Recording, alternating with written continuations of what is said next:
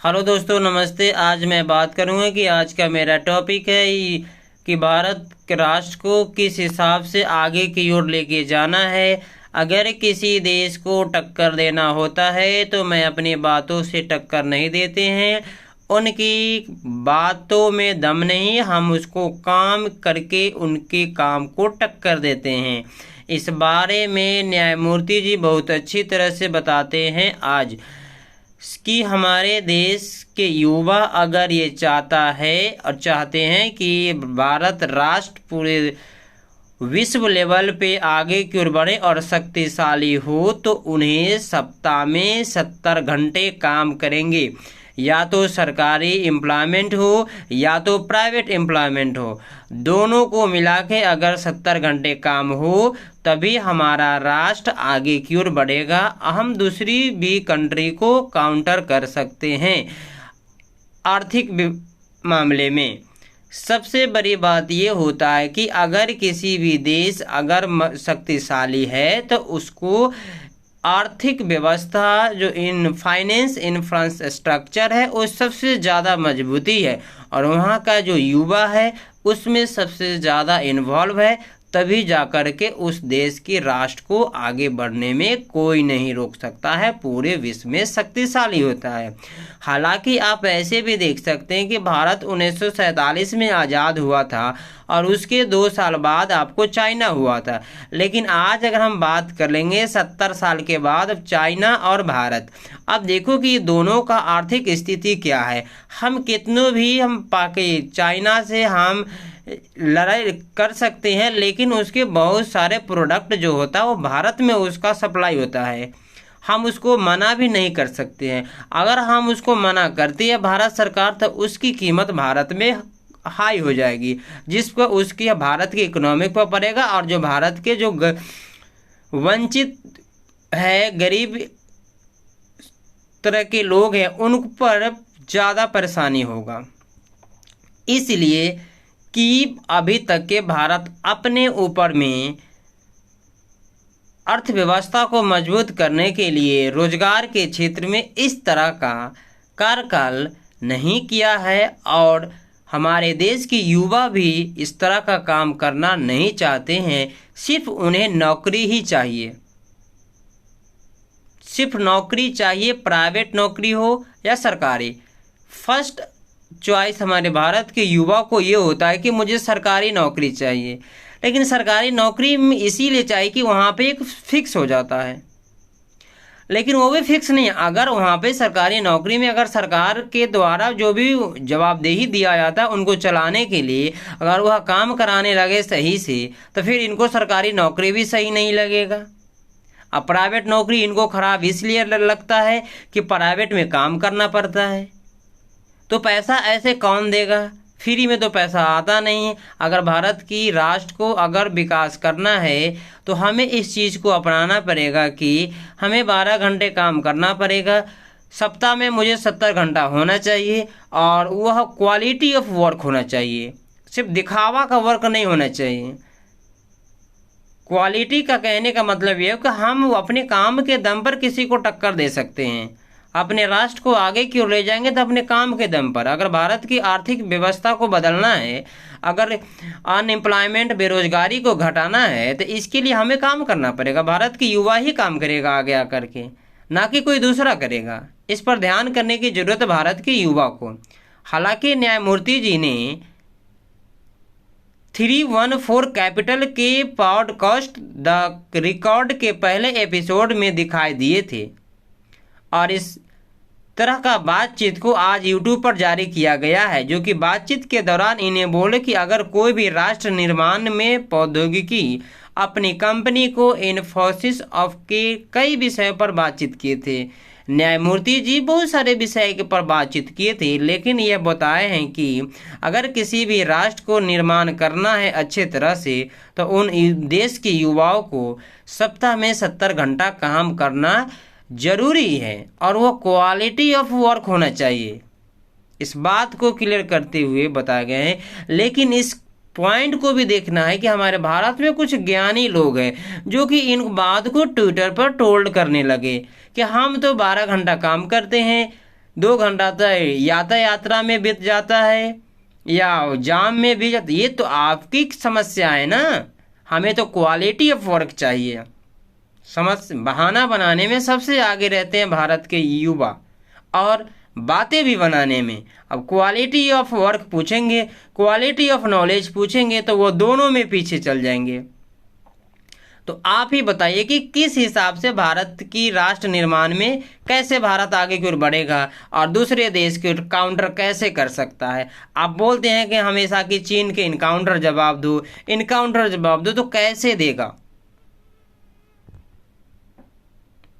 देखने बड़ी बात है कि युवाओं को हमेशा ये देखना है कि वेस्टर्न की गलत आदत पकड़ लिया है, जिस तरह से वेस्टर्न में होता है। और न्यायमूर्ति जी ने बताया कि 2020 में इस तरह का आह्वान किया गया था कि उन्हें अर्थव्यवस्था को पुरजोर तरह से अगले 2-3 सालों में इसे हम 60 घंटे तक करना चाहिए। अपना विचार दिए थे कि 2-3 साल तक अगर हम काम करेंगे 60 घंटे या 70 घंटे सप्ताह में, तो हो सकता है हमारा राष्ट्र निर्माण में 2035 या 40 तक के हम चीन को काउंटर कर सकते हैं। और पूर्व सीईओ टीवी मोहनदास ने इस बात को चर्चा करते हुए मूर्ति जी ने कहा कि अगर हम उत्पादन दुनिया की सबसे कम है, हम अगर बात करेंगे भारत की जनसंख्या जो है और चीन के जनसंख्या, पहले तो चीन था आगे लेकिन अब भारत आ गया है, लेकिन हम जनसंख्या के मामले में आगे हैं लेकिन काम के मामले में पीछे हैं। अगर किसी भी चीज़ कार्य की उत्पादकता की अगर बात कर लेंगे भारत के लिए, तो भारत में कम है और चीन में इसकी ज़्यादा है। तो आप समझ सकते हैं कि जिस देश की आर्थिक स्थिति अगर मजबूत हो तो किसी को भी हिला सकता है, किसी भी फील्ड में वो किसी से दबेगा भी नहीं। क्यों? क्योंकि उसकी आर्थिक स्थिति मजबूत है। चीन जैसे देश को अगर आपको प्रतिस्पर्धा के कारण अगर आपको टक्कर देना है तो भारत के युवाओं को प्रतिदिन अतिरिक्त घंटे काम करने होंगे। जैसे कि आपको ध्यान करना है कि अगर आपको पैसे की जरूरत होता है तो आप अतिरिक्त ओवर टाइम काम करते हैं। अगर कभी भी आप कंपनी में आप जाएंगे, कहीं भी अगर किसी भी अगर गुड्स को डिमांड है तो उसके लिए आपको ओवर टाइम काम करना पड़ेगा। उसके लिए कंपनी पैसा भी देती है लेकिन उसको डिमांड को पूरा करना पड़ता है।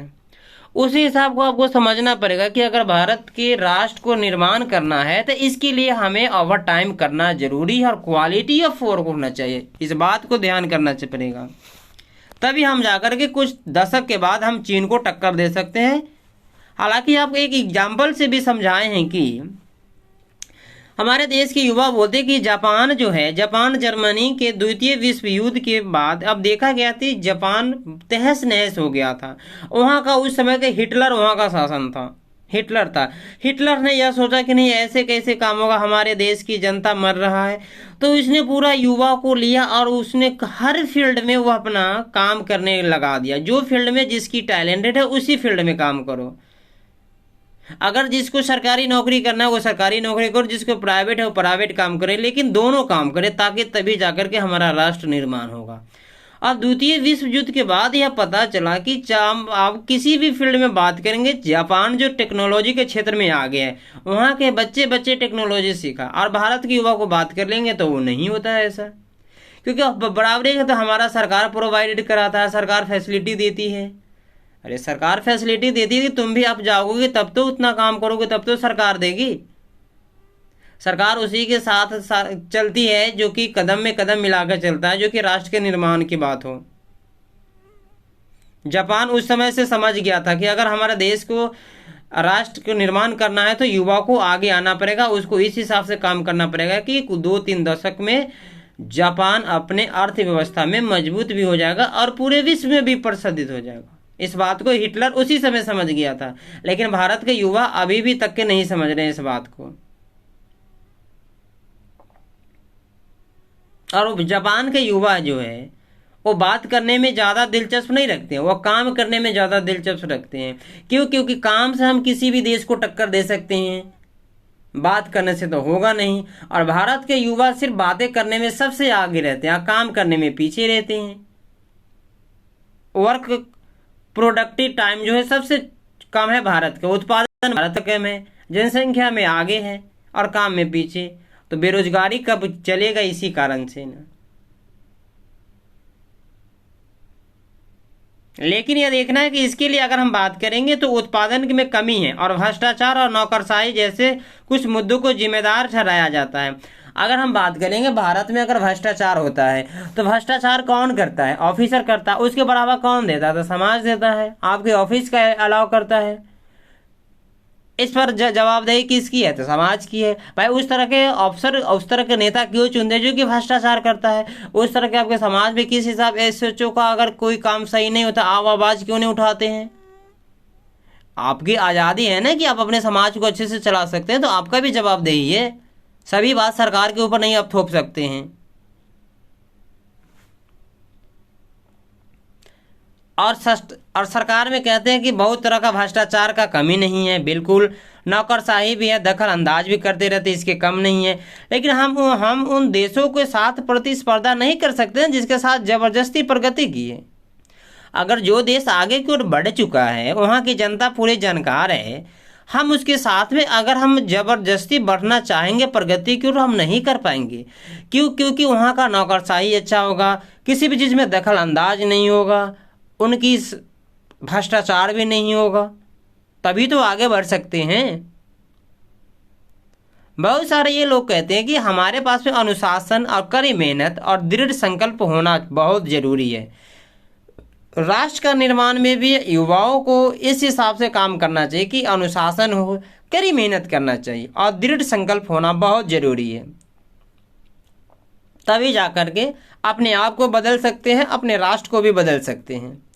लेकिन 77 वर्षीय अभी उम्र है न्यायमूर्ति जी, इन्हें कहा है कि अगर भारत की युवा तादाद देश को सबसे ज़्यादा है, उन्हें भारत की प्रगति की जिम्मेदारी उठानी पड़ेगी, चुननी चाहिए। अगर भारत की युवा सबसे ज़्यादा है और युवा हमेशा जागरूक है, लेकिन वह अपना हमेशा सभी जो है ना सरकारी नौकरी के पीछे ही भागते रहते हैं और वो बड़ा ज़्यादा समय उसमें बर्बाद कर देते हैं, तब देश के लिए क्या दे पाओगे। देखना है कि इसमें अगर जो सरकारी में जाना चाहे तो सरकारी में जाए, अगर सरकारी है तो प्राइवेट में, नहीं तो कुछ अपना स्थापना करो। जिस तरह से आपकी टैलेंटेड है उस हिसाब से देखते हुए राष्ट्र को निर्माण में के लिए सभी लोग तो नौकरी नहीं कर सकते सरकारी, सभी लोग प्राइवेट भी कंपनी नहीं चला सकते, सब लोग प्राइवेट भी काम नहीं, सब लोग प्राइवेट काम कर सकते हैं लेकिन सभी कंपनी चला नहीं सकते हैं, सभी नौकरी सरकारी नहीं कर सकते हैं, सभी नेता नहीं बन सकता है। इस बात को ध्यान करना पड़ेगा भारत के युवाओं को, क्योंकि बिना इसके लिए सरकार बहुत ज़्यादा कुछ नहीं कर सकती है। आप कहते हैं कि नहीं मुझे सरकार नौकरी नहीं देती है, सरकार वैकेंसी नहीं निकालती है, तो इस बात को आप ये समझ सकते हैं कि हमेशा सरकार के ऊपर दोष नहीं दे सकते हैं, राज्य सरकार को या केंद्र सरकार को, क्योंकि सरकार के पास जितना संसाधन है उतने हिसाब से वह काम करती है। आप काम करते हैं सरकारी में, क्या सरकार देखने आती है? वो तो काम कराने के ऊपर थोप दिए हैं कि हाँ वो काम कराएगा, लेकिन वो भी खुद लापरवाही है। तो फिर आप कैसे उम्मीद कर सकते हैं उनसे कि नहीं ये काम सही होगा। आप भी मज़ा आता है कि आप जाते होंगे आराम से ऑफिस में बैठ करके चले जाते होंगे, 4 घंटा 3 घंटा काम करते होंगे, बाकी सभी गप हाँकते होंगे। उसी तरह से राष्ट्र निर्माण कैसे होगा? आप खुद सोचिए ना। आप खुद ही बेरोजगारी को जन्म दे रहे हैं अपने भारत में, तो आगे आने वाला फ्यूचर तो इसी हिसाब से न डील होगा आपको।